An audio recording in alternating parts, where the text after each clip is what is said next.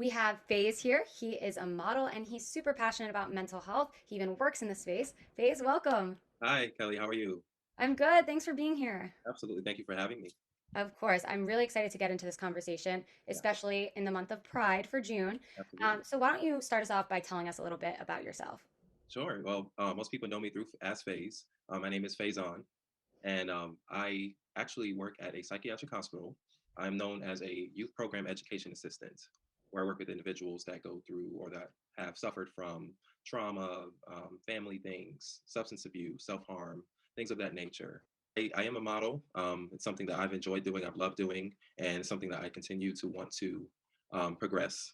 And even if it becomes a little stagnant, that's okay because I have other things in my life that I'm tending to. So, yeah, I'm originally from New York, born and raised in Brooklyn. Then I relocated to North Carolina, Durham, North Carolina, to be exact. And I've been here about 16, 17 years now. And now you're helping, young people, Yeah. right, at the hospital. Is it like what's the age that you work with? So I work what is known as the child adolescent unit. So I work with teenagers from about 13, 12, preteen, 12, 13 to 17. And once they hit 18, they'll go to the adults, if you will. So yeah, I work with a group of kids that are very, I would say, predictable, but then I would also say unpredictable because we know those years. We remember what those years were like, being unpredictable, rebelling, thinking we know it all, thinking we know more than we should, and that goes on a lot where I work at. And it's just important for us to build a rapport with these individuals because they're not patients, they're not clients, they are people first and foremost, and they're just people who are growing into society and is just facing what society gives them. And I feel like no, they don't ask for it. No, they don't wish for this to come their way. However, they see what it is and they're facing it, and it's not easy. And there's things that I resonate with them on for myself. You have to look at other people and see yourself too, because I think Yes, it's above necessarily. that makes sense. And I'm glad that you can kind of take your own experiences and help these kids because that is such a hard age and they're probably going through a lot. So, how does your personal mental health kind of inform this? Or what was that mental health journey for you? For me, I guess this goes back to being a child, to my inner child, which I've recently actually have really come to terms with facing a lot of more, because what people know in the spiritual term of shadow work is the things that we have buried.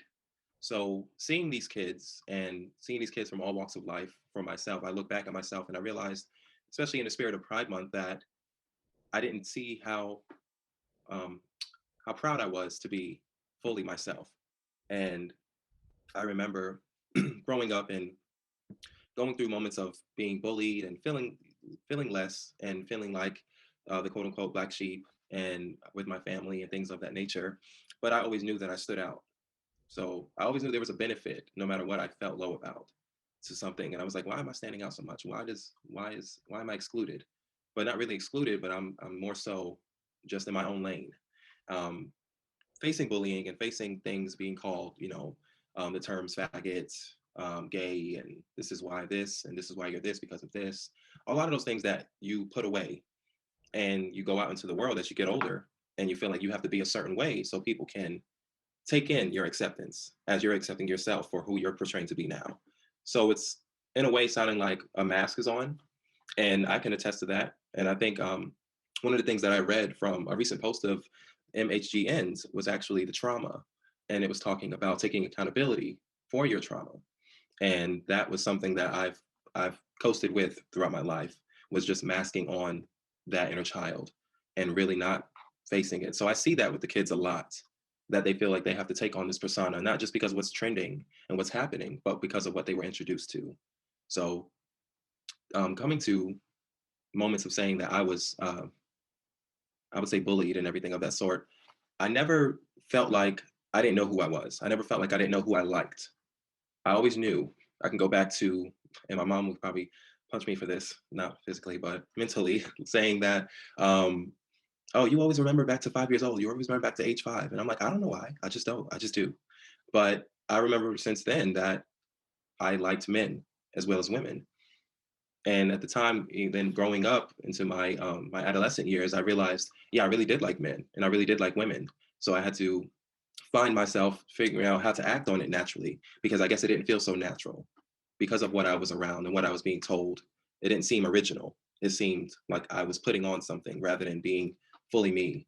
So, I've had girlfriends throughout my younger years and everything, relations with women, and but I had to come to the understanding that when I came out to my mother and my family, and I have a best friend of mine that is a day my I call him my day one from Brooklyn. We grew up in Pampers. Our families have known each other for years, and we knew early. We always knew, and so he was the first one I would say I told. But when it came to family, my mother, I told her, and she was like, "Well, how do you know?" And I always thought this, and I was like, "Okay, well, maybe the label makes things sound better for you. Bisexual sounded better. It seemed more accepting than just gay." And I had to carry that with myself because I'm like, okay, I am this naturally masculine individual. I don't necessarily, what society says, portray myself around like a female, like a girl, anything of that sort. But learning myself over these past few years and really tapping into my spiritual self, understanding that we possess masculine and feminine energy every day. Male, it doesn't matter if you consider yourself to be straight or anything of that sort. It does not matter. We have it within us, and I had to really tap into that and say no more because I wanted to be a better person, a better version of myself, a better partner. That really did cross a lot of things into my relationship, my last recent relationship, and I had to I had to face it. I had to face the music. So understanding that, facing your inner child and realizing who you were, really just accepting yourself and your true nature and realizing, hey, I like men, yeah, but I find women attractive. Now, do I have to act on that attraction? Don't have to. It doesn't feel like a rush or urge for me, and I'm okay with that. But I can still say, hey, you're beautiful. Hey, you are gorgeous, and mean that in an attractive way, not just I'm complimenting you.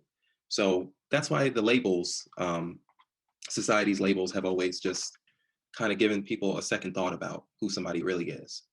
Oh, well, there's more to you. They can't just be that one letter. You got to be more than that because you do this too. You do that. All of these things. Um, yeah, I love music. Yeah, I like going to the gym, working out. I like doing all of these things. Yeah, I like going to the club and watching RuPaul's Drag Race and all of these things. Like I love it all. I listen to women in music. I listen to men in music. I listen to anything that I can generally vibe with. You can catch my wall for that matter and see like music is my first love. And loving myself, I had to love the music that I listened to and I appreciated. So it didn't matter to me if I listened to a female and somebody said, "Oh, that's gay," that you're listening to that woman and stuff of that nature. It just shows you how there was always some room to insert some comment into something that just didn't deserve that, you know? Right. And I think we as children did not deserve that. Let's talk about that more. You mentioned like society and labels. What prevented you from coming out? Or like what was that dilemma? Because you always knew. Mhm. And obviously it was a big jump and took a lot of courage to come out to your family. But when did you decide I'm gonna fight against society? And what was society doing or the bullying? Like let's talk more about that experience. Sure. Well, society at that time, especially growing up in New York, growing up in Brooklyn, where I'm from, um, I was always we were always out, me and my group of friends and family and as kids and everything. We were always out and about and everything of that sort. People around the neighborhood knew us. We were well known and we loved our elders around us. Nobody ever really of the elders necessarily questioned or judged. It was always the people our age, for that matter, growing up and hearing things from like my sister, one of my sisters, um, not having a father growing up and not knowing who my father was. You could see that maybe somebody would say that's a contribution to why I'm gay. And that's something that society always pressed against because you always heard that, oh, someone that doesn't have a father, and in particular, a Black man that does not have a father, who knows what path they will lead to. They may turn to this way, it may be this and that. And it's just like, okay, for me, I got tired of trying to defend my truth. And when I came out to my mom, I was already living in North Carolina. I was in high school. And I was introduced to so much coming down to North Carolina, so many walks of life, so much more music, and making a lot of friends of different races, ethnic backgrounds, all of that. So I really was like becoming a very diverse individual, even being from New York. All I knew was my West Indians and my Caribbeans and Puerto Ricans up there and stuff like that. So coming here really broadened my aspect of who I wanted to be, the type of friend that I wanted to be. And I got into many things, more fashion, more clothing, more things with designs, more graphic things on there, which somebody would say, oh, that's kind of suspect in some way. And I'm hanging out with this girl, these girls way more, and this guy, and or we're staying over there, or hanging out, or staying the night, stuff like that. And I kind of just got to a place where I was, wanting to write. I remember this like it was yesterday. I wanted to write a poem or something of that sort. And I did a letter and I wrote it on Facebook at the time, but I didn't make it public yet. And I actually texted my mom. She was in her room. I was in my room. And I texted her and she was like, well, how do you know you haven't done anything with the guy? And I was like, yeah, I have, and I said, I'm aware, like I know, and it wasn't the curiosity for me. It was just a fact. Um, but my mom never truly degraded me for that. She never turned away from that. Yes, she's always talked about it, even to this day. Oh, I guess I'm not going to get any grandchildren from you, and all that stuff. And that plays a part. That thought right there plays a part into your true nature, because nowadays, the world we live in now, it's possible for two men to conceive a child, and it may not be what it says is the natural way. However, it is possible. So I always tell my mom, I said, well, you can have a mini me and look alike and all of that. And I just let her know those things, but it doesn't really, it doesn't trigger anything bad in me when she says it to me. I just comfort it because, yeah, I do want kids someday. And I hope that, Lord willing, she is here to see that time when that comes. So, it gave me a lot of, lessons coming from my mom when she didn't necessarily rebel against what I told her. And I never really changed. I didn't really change after that. I was still myself. I still liked what I liked, did what I did. I went through my phase of really stepping out into that life more, the lifestyle, I should say. And I got myself in things that I shouldn't have, which concerned my mom. And, I learned from it. So I could say that for a parent to say, I accept you for who you are, but I'm scared of what the world will bring to you and bring your way in that lifestyle, because she's had friends in the community and everything of that sort. So she's aware of what is and what could be. And yeah, so I had to face those early, and I faced those through my teen years. So getting to my 20s, I just continued to be me. But I still felt like it was okay to portray the I'm bisexual than anything else, because people don't assume I am. I can be out in public walking around, nobody would automatically know. And I guess I Right. felt like that was okay throughout those years. But I can't change naturally who I am just because of who I like. I am in touch with my feminine energy. I may not portray it on the outside, is all. So yeah, I reached a really good level of understanding about that trauma, and from a child, and the depression and the anxiety, and just hearing those words that people say don't hurt you, but they do. They do. So What was the pushback before you came out and mhm. then after? I think, well, before was definitely the fear of being treated even more different.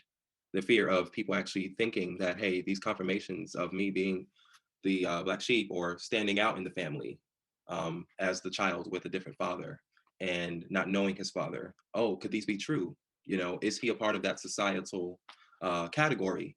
A fatherless child who ends up looking for that male love and that male need and that desire, to where it takes them to actually wanting to be with a man. And so that was definitely my fear, really, just being continuing to be bullied, and feeling like I just didn't have that acceptance. I never got any harsh comments or words from my elders necessarily. I can think back to my grandmother, before she passed, when my mom, who liked to, oh hey, by the way, guess what Faizon told me? And I'm like, can I come out? Like, Classic. that's the question. I thought about it then as a kid. Why do we have to come out? Why? You know, why did we have to say, I'm going to choose faith over fear now and finally do something about that? Because I think as individuals who are the opposite, who love the opposite sex, um, that doesn't have to happen for those individuals. You know what I mean? So that's where the fear first came. And then it just turned into faith eventually, where I was just like, I just have to accept it no matter what. And no matter who accepts me, I just hope the woman that birthed me and loves me and I'm living with, really gets it. Because I feel like if she can, then okay, I shouldn't care about what society thinks anymore. But I still continue to throughout the times. And it kept me from, it showed me what social anxiety was too, being in a male to male relationship. It showed me what social anxiety felt like. And That's where it comes into being a good partner, and truly seeing that one individual does not worry about that, does not show fear in that. And I grew to admire that, and I grew inspired to really face that truth for myself and be able to say, you know what, it didn't matter if my mom didn't care, and it should not matter if my partner does not care. Now I just want to care about doing whatever it is without the feel of anxiety kicking in because they see two men together.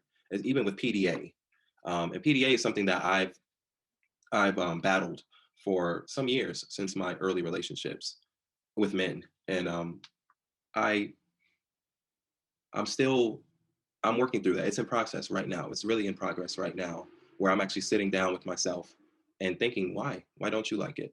Are you just not that private? Are you just a private person? Because it's okay. You can be. Some people want to express that love and really show that love, and I love doing so. But I remember moments that I caught myself, and I stopped myself, and I hesitated, and I said, it's not just me noticing that. He's noticing that.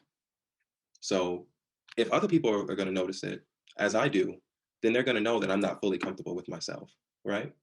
So Yeah. yeah, I had some changes to do, and I had some work to do, and work is still being done right now.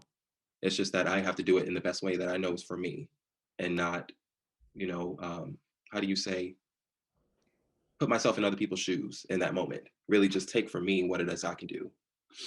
Did you So feel like you had to hide, like in terms of the PDA? Did you yeah. ever feel like you lied or hid yourself? hmm Yeah. Never, not, and it wasn't, I don't think it was me being ashamed of the person I'm with, but you can see how that can come off that way. Excuse me. You can see how it can come off that way. And I think it was more so because of the stature that I carry, the stature that myself as a man carries, and knowing that me and that individual, we did not give off that notion that we were together, just naturally. Not that hey, we're going to go out and not act like this at all. Not that, but just looking at us, some would say you wouldn't know. So, and I was fine with that, but I think I was too fine with people not knowing. I think I wanted people to know. I kind of yearned for people to know, rather than just carrying on this persona that hey, you can't figure me out, haha, whatever, you know, and that really played a part into it. You are rather straight passing. So it's like, why break the news? And it comes back to what you said. Why do members of the LGBTQ community have to come out? Why is it this grand notion? Is Yeah. that for the individual to be freed, or is that for the friends and family and the people around them? Like, it does seem like it's more for everyone else. And that person has always known and kind of carried that weight. Yeah, yeah, that's right. And it is the weight. It's like you said, exactly perfect word, weight. The weight on your shoulders, the weight on the inside. It's just like really understanding your chakras. You have weight here in your crown. You have weight to your throat, to your heart, solar plexus, so forth, so on. You have weight in all of those areas that bring the feelings of shame, guilt, you know, anger. Because and it brought out anger in me too. That's something I definitely wanted to touch on, was that my anger and moments of self-control that really played a part throughout my life, with my family, my relationships, resentment, things that I had to really forgive people for. And that all plays a part because I recently just did this with my sister, talking to her about the words and the things that were told to me as a kid. And of course, as a kid, you don't know that it's going to have some long lasting effect later in life because of the person that's doing it. But I brought it to her attention, and I said, it's not about having to be sorry. It's about me letting you know for myself, because I have to forgive myself for letting it carry this long now, all the way from, gosh, 5, 6, 7, 8 years old to now 28. And, you know, some people say, well, gosh, like some people never get there. Let's be real. Some people never get there. Some people can be 50 years old and say, I wish I could have done so then. I wish I could have faced that then. So in hindsight, I feel that I'm still early in life with that, and I'm happy about that because it's not too late. I feel even at 50, it still shouldn't be too late to forgive yourself and say, no matter what somebody said to you, it was eventually going to come a time where you just had to say, yeah, that is me, but I'm not the words that you use to degrade me. You know, so that yeah that it brought a lot throughout those years, a lot of anger and moments where I didn't control my self control, and moments that came out and whether it was verbally or physically, whether it was altercations, relationship altercations, things that I'm not proud of, things that I would never be proud of, things that I don't want to endure, that I don't wish to endure or want to give to another. But you really have to set yourself aside and say that individual does not deserve that, just because, remember, you didn't deserve that either, you know? So I'm thankful to be facing this at this time and during this month of Pride. I really am. It really is like a, what goes around comes around moment. And it's good karma, even if the bad came first. So I'm happy to be able to talk about my anger, talk about my faults, talk about my rights, my wrongs, my shame, my guilt, my anxiety, not suffering from depression, but battling depression. And mild, whether it's mild, moderate, severe, whatever you want to say it is, just know that it is that. And there's always another light. There's always light at the end of it. So yeah, it's So worth with it.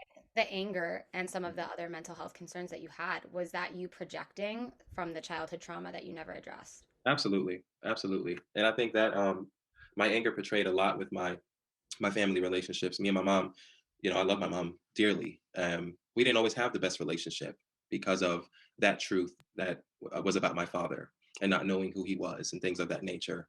And so I did resent that and carry that. And even though I learned to forgive her, our relationship had still already taken things.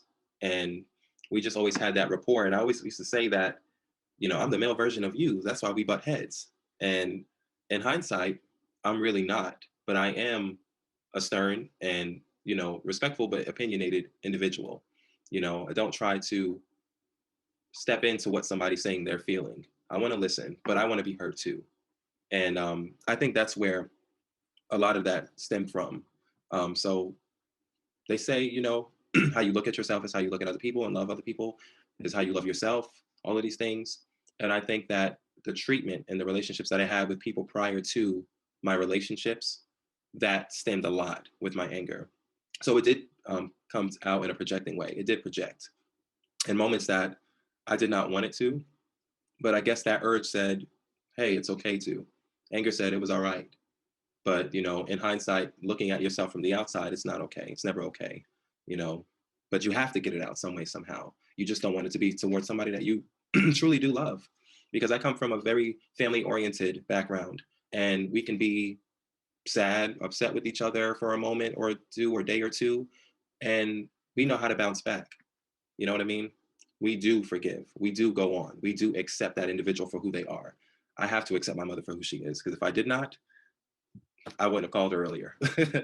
We have to, and that's just being real, because there are individuals out here in this world who do not speak to people anymore because they have not learned to say, I forgive you, and know how to go on and go to the next chapter in their life with those individuals.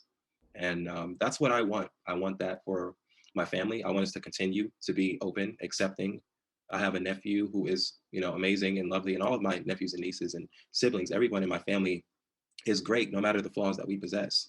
But yeah, I have a nephew who is also a part of the community, also lives in their truth. Whether you portray male or female, they do it, and I love them for that, because them being younger than me, and me being older, it's still inspiring. You can still look at someone, not look down at someone, but look at someone who is younger than you and be inspired. And they look up to me, and I love that, because they see me living in my truth. They see it, and they don't judge me for it. So it's important. Yeah, it's important to have that, and I just want to carry that into, like I said, furthermore with my family, and to other people in the world, people I meet, people I don't know, for that matter, first interactions, first impressions, anything of that sort, and my relationships. The person that I love, very much so. So, shout out to them in a way. There you go. How Yeah. do you think it's different now for the younger generation versus when you were growing up and coming out? Oh gosh. I was actually talking about this the other day to a friend, and I said, I see that we have it, we have acceptance at the forefront more than ever. It's on TV, it's every day, it's on social platforms. People are being well and widely known, recognized for being in their true nature, for not saying I have to come out, but I'm out on Instagram. I'm out on Twitter. I'm out on all of these platforms that just say it's okay. Especially having even celebrities and their children's and them as themselves being who they are. You see that, I guess, the times then, people, and it's not so much the difference, because people are still being bullied, people are still being killed, and people are still being just degraded for that. But do I feel that love trumps that hate? Yes, absolutely. And I think that's why it's so much more of an accepting thing.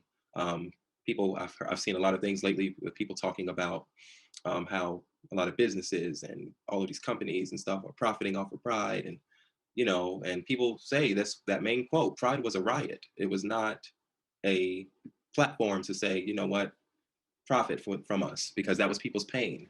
And thankfully, we have not seen any type of those riots, and due to pride and being true, to who you like or love.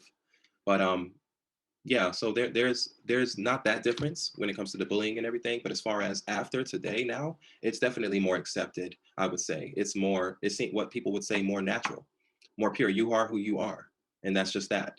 And you can touch my life in some amazing way. It does not matter who you like or love. And I've done that with people in my life, and I'm thankful, because I have people who like the opposite sex, and that's fine, in my life, that I love and care about truly and deeply. They may have their views and their beliefs, but at the end of the day, they don't cast that onto me. Because I would always say, if I was that man who wanted to tap way more into his feminine energy and put on makeup, put on heels, put on dress, or if that perception of myself, seeing myself as a woman, came to be, and I wanted to transition, would you still love me the same? Because you can hear people say, "Oh, I'm glad you're not like that. I'm glad you're not like this and that." But it's everywhere now. It's everywhere. There's wide known public figures. Like, you can't escape it. You just can't. So I don't think there's no going backwards to what Stonewall was. I don't think there's no going back to that time. We can only go forward. We can only go ahead. We can only ascend. It's just that, like everything, it takes time. But we have to take time every day to be proud of who we are. So, yeah, that's the difference. That's the similarity I see. Yeah. It's definitely better and there's more representation, but like you mentioned, like maybe people are fine and accepting with one, identification, but then there's still so much stigma about trans Yes. individuals. Yes. I'm Absolutely. glad you did touch on that. Like, people want to show their support for Pride, but are they really in it for the right reasons? And maybe there's more television representation of a gay couple, but maybe the storyline's still about them coming out. They're not just part of the cast, it's more the drama. We need to see more heroes in our media. Yeah, absolutely, absolutely, and you're seeing that.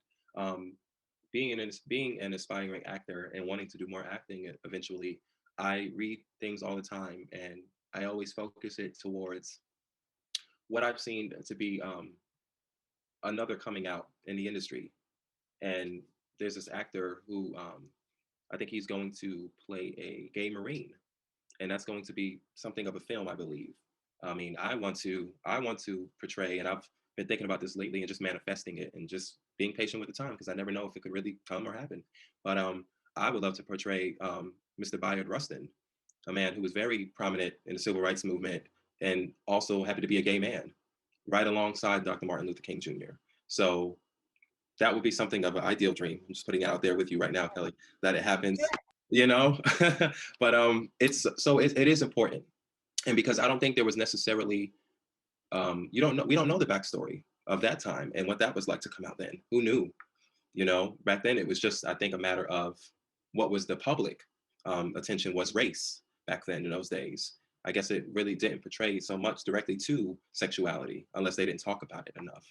Um, but yeah, so I think it's important that it's sticking around. It's important that we're not to be wiped away. We're not to be like you could just scratch us off at the surface. No, you can't do it. You know, I can change somebody's life tomorrow, and they don't have to know who I am. You know what I mean? They don't have to know who I like or love. But at the end of the day, they know that I'm a human being. Who is in touch with their spirit just enough to be able to set themselves aside and help you in some way, mentally, most importantly. So yeah, I'm proud to be a gay man. I'm proud to be a gay black man, and successful, with the things that I have and the things that I've acquired. and the work that I put in. No, I'm not perfect, but I do know for one reason and one reason and only is that, I'm loved enough to want to be better. I'm loved enough to want to be a better version of myself, a better partner, a better friend, a better employee, just a better, you know, better speaker on a webcam on Zoom. Like that matters just enough for me, you know? So You're always grinding, you're always improving yourself. And how do you continue to be successful and improve? What do you do to cope with your mental health? for me, and this was actually a really negative trait of mine. I got stagnant with my communication. I got stagnant with my complacent with my communication to where I couldn't really figure out how to say things, how to come out with things. But I always knew that I can't dwell on something. I can look at it, I have to look back at it, sit with it, accept it, and try to best move forward, even with the best outcome. Even if the outcome is not going to be easy to get to, I just know that the outcome is worth it. This is still an everyday thing for me. Believe me when I tell you that it's still an everyday thing of coping and using healthier coping techniques besides wanting to run the social media and make these posts and everything of that sort, because you do give people our inner sight towards what you're feeling and what you're going through when you share your posts of your quotes and things of that nature. But for me, I mean, nowadays I've turned to music. I've always been inclined to music. I've been more of an outdoorsy nature person, to just walk and clear my mind. Hey, you know what? We're not in a bad space right now. Just call you back and talk to you later. Not being impulsive, not continuing to be impulsive and have those impulsive moments where you keep something going, because in the end, it's not going to feel good. And it's important to say, nobody else will. I have to. Now, loving myself unconditionally, so where I can just step out and don't have to feel fear and don't have to feel afraid if I want to turn around and kiss my person, if I want to give my person a hug. I may not ever in my life be an overtly PDA person. My will to do it in those moments should be, fear free. It seems like you're just being honest with yourself and Yeah. really like analyzing why am I this way? Yeah. And regardless of the reason, but just kind of trying to change that behavior. Especially being in a relationship, you realize you are a good person and you have been a good partner. Understanding that you have things already precipitating factors that played a part in your life and they come up to that surface. And what feels like old baggage is not necessarily old because it's still existing. You still have it. It's just like we said about where it's deeply buried at. So you're carrying it years and years throughout your life. But take it from yourself and say, I was wrong there. I was angry there. I shouldn't have put my hands on you. I shouldn't have done these things. I shouldn't have said that. I shouldn't have crossed those boundaries, especially when someone trusts you and helps you understand who they are. I guess I've never really felt like people truly saw me for all that I am.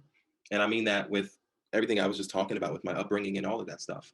I never felt like people really truly saw me. I've always wanted to see people too. My tattoo that I have right here on my neck, the eye is I see you before you see me, because I really do want to see the individual that I'm looking at and talk to in and out. I want to receive that too. Thankfully, I was able to with this individual that I was with, and we faced a lot of things. The wrong things come out when you don't face what's already on the outside of you. I do want to be a better person. I do want to be a better partner. So you said that you see others first. Does that relate to the work that you do now and helping these young kids? Absolutely. Like I said, because of you having to put yourself in their shoes, and even if you may not exactly you have partaken in everything that those individuals have been through, you have to say, let me truly look at you and see, not just what you show me on the outside, but somewhere, some way, somehow, there is an entryway to really letting that person truly see all of them, like show you all of them, and that's why that's so important for me. As frustrating as it can become on your own mental health, because you're like, how do I help these kids? How can I help these kids? I can't help these kids. What's the state doing to help these kids? Things like that, these corporations and these things that really play.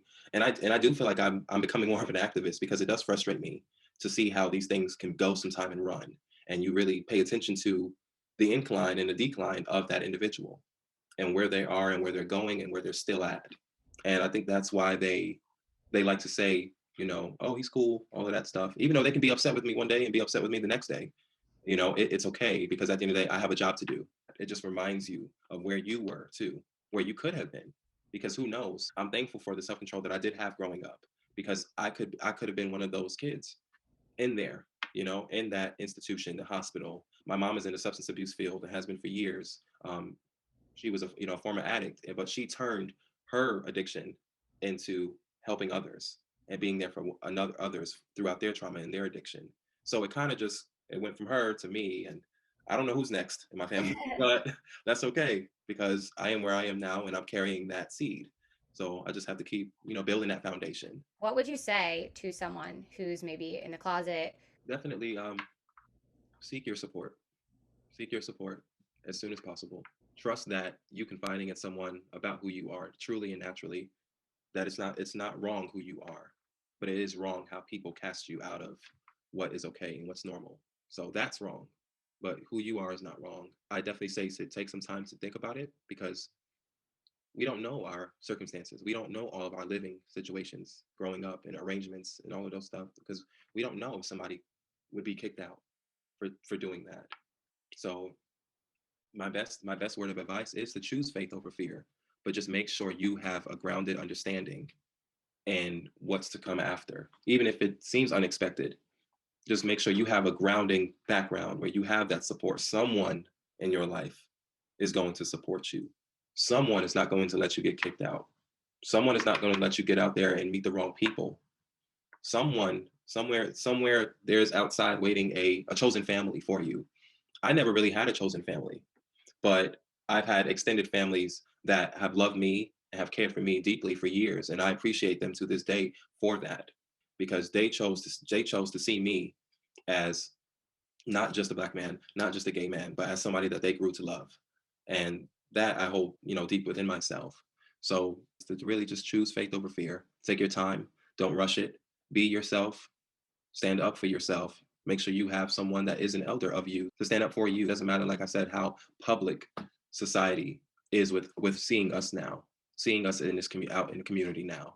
It's the fact of saying behind closed doors, who knows what's going on. If you are ready to come out, if you are ready to say, I want to open that door now and I want to live in my truth, just know it's not too late because I'm doing it now. You can reach out to me if possible. Back in the times before we were born, of they didn't have that plan, but a lot of chosen family, and more important today because it is so prevalent. People come out on social media. People don't come out in person anymore. So when you actually come out, it's not just coming out to selected individuals. You're coming out to thousands of your friends, The world. thousands of family members. So it's kind of inevitable to just say, you know what, I'm not going to stay here anymore. I don't want to stay here anymore. I want to be out. I want to be proud. I want to live in my truth. I don't necessarily, I'm not saying I have to be this chameleon, but I don't want to blend in either. I want to stand out. And that's okay. Because despite what hate is out here for people in the LGBTQ plus community, we still have a presence. We still have something to say. We still help. We still love. We still heal. We do all of those things that any other individual does. It's just the fact that we're human beings too. I am who I am. I wish whoever sees this, I wish them well, and I wish them love and luck and light with that. Because believe me, like I said, it wasn't easy. It definitely was not easy. It was hard, but I say to this day, and just even going through things recently, like I said, with facing my inner child, it is worth it because I really do feel that weight breaking up. I feel those blocks moving and removing. I feel that shield coming down, just disappearing. If someone's thinking about coming out, it can be liberating. That's the goal, right? Right. Absolutely. Faze, thank you so much for being here. I really appreciate it. Thank you, love. And Thank you for having me. Yeah. yeah, I loved hearing your story and even for me to just get to know you better. Mhm. It was super Yeah. interesting.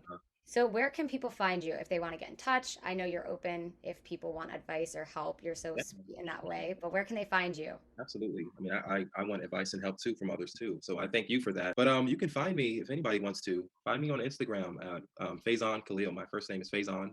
That's F as in Frank, AI, Z as in zebra, O-N period Khalil, Kaileel. Okay. Perfect. And yeah, that's where I'm mostly on. I'm on Facebook too. You can just look at Faze Cutler. Faze or Faizon, it works. It's just a phase. It's okay. So yeah, yeah. Perfect. But I'm excited. Thank Love you it. guys. Thank you. Thank you. Thank you.